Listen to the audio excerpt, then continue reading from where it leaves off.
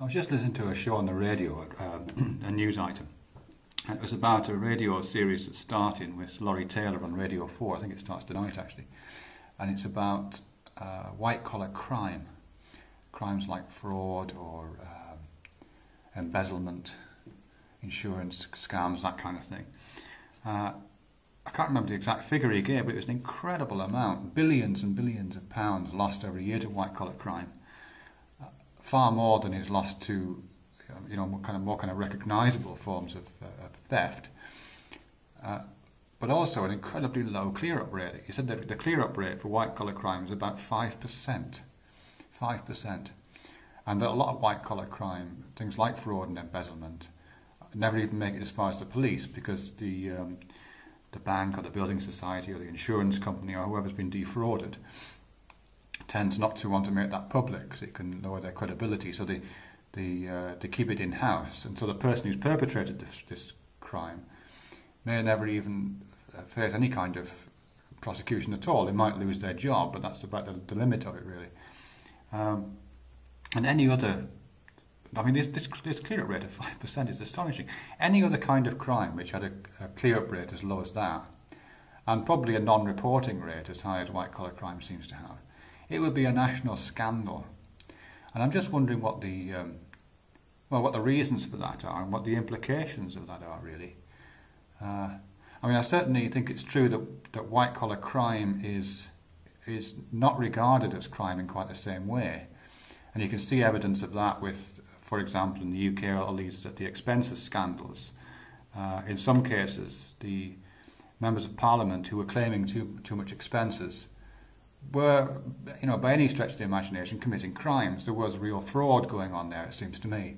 Any MP who claims for interest on a mortgage that he no longer has, that he's already paid up, that's a crime. It's an act of fraud. And some of the other claims were completely fraudulent. I know some were within the terms of the agreement, so even though they were a bit dubious, they were at least notionally legal, but some of them weren't. And also there was a lot of fairly dodgy practices going on in the financial institutions over the last few years. And I think the assumption with that, sometimes called Spanish practices, I believe, but I think the assumption there was that in order for entrepreneurship and that kind of positive attitude to wealth generation, in order for that to flourish, you have to be a little bit cavalier at times about strict obedience to the laws of the land. That's the attitude that's taken with a lot of that kind of crime. That the people who are pushing the envelope and are really driving the economy forward are taking risks, and that means often being a bit fast and loose with the letter of the law. And that kind of attitude, I'm sure, has contributed towards this. I don't know if it's a growth in white-collar crime, but certainly this huge amount of white-collar crime. Which is odd. I think it's really peculiar because certainly the crimes... There is a lot of crime in the paper. There is a kind of national panic at times about crime, but it's always about hoodies on street corners, taking no notice of the ASBOs and frightening pensioners, or happy slapping some passerby and capturing on their mobile phone. It's always that kind of crime, or somebody having their wallet lifted, or some break-in. It's very, very small-scale stuff, undoubtedly unpleasant stuff. I'm not justifying the activities of muggers or anything like that. I'm just saying that in terms of the social impact, the social and economic impact, white-collar crime is completely outstrips any of those kind of activities. And yet it's those activities that make the paper and which feature in our consciousness. And I think what's going on there is it's two things. I think it's partly to do with scale. I think it's partly to do with abstraction. It seems to me that we are congenitally almost incapable, really, of fully grasping activities which operate entirely out of human scale. We have a very strong tendency to pull things back into human scale. I was talking recently about Fauconnier's idea of compression within language and compression within cognition, and how that gives rise to things like metaphor and metonymy.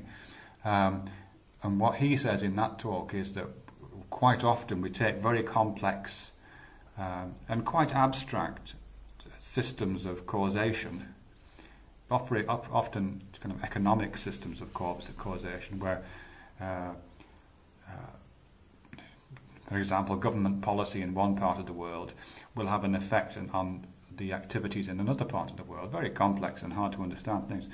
But we'll reduce those and try to understand those by compressing that set of activities into a single human scale image. And I think the example I gave, quoting Fauconnier, was this idea that reductions in foreign aid that one country might make could be criticised as taking the food out of the mouths of starving children. So this set of activities to do with reductions in the amount of foreign aid offered to, I don't know, some country in sub-Saharan Africa, it could have all sorts of different effects. Who knows what the effects are? They're very complex and infrastructural. But rather than trying to address that abstraction, you compress the abstraction down to a human scale image. We all know what children look like. We all know what taking something feels like. We all know what food looks like. So it makes it completely, well, it does both those things actually. It makes it completely concrete, so it's not an abstraction, and it reduces it to human scale. And I think that's going on not just in the production of metaphor and metonymy in language, but also in our understanding of what something like crime is. We can understand what it's like to lose something. We can understand what it's like to have things taken from us, to have our belongings taken away, or to feel victimized on a kind of personal level. But I don't think we're good at grasping these actually much more damaging but not personally felt experiences of something like white-collar crime, in which we all end up getting slightly less in our pensions that we would otherwise have done, or trust is lost in certain kind of financial institutions, which produces ripples of effect right across the system, which does actually end in human effects. People do lose jobs as a result of this, and people do, have their pensions stripped as a result of this, and people do find it more difficult to get loans and credit as a result. All those things happen, but you don't feel it on a personal level at the moment of its conception, the moment of its happening. So I think there is something to do with human scale, and I guess that's evolutionary. We didn't evolve. We didn't spend the last 100,000 years evolving so that we could understand fraud, or that we could understand asset stripping, or we could understand how expenses, payments can be manipulated to line one's own pockets. We evolved in order to be able to understand how to protect ourselves, protect those closest to us, to fend off assaults and raiding parties. Those are the kind of things that we are adaptively prepared for. I guess I'm saying I think we need to develop some other kinds of intuitions, really. Or we need to find ways to represent those white-collar crimes in human terms. I'm not very good at that either. I think we'll let people who commit white-collar crimes get away with it because we don't look at the human consequences enough, I think.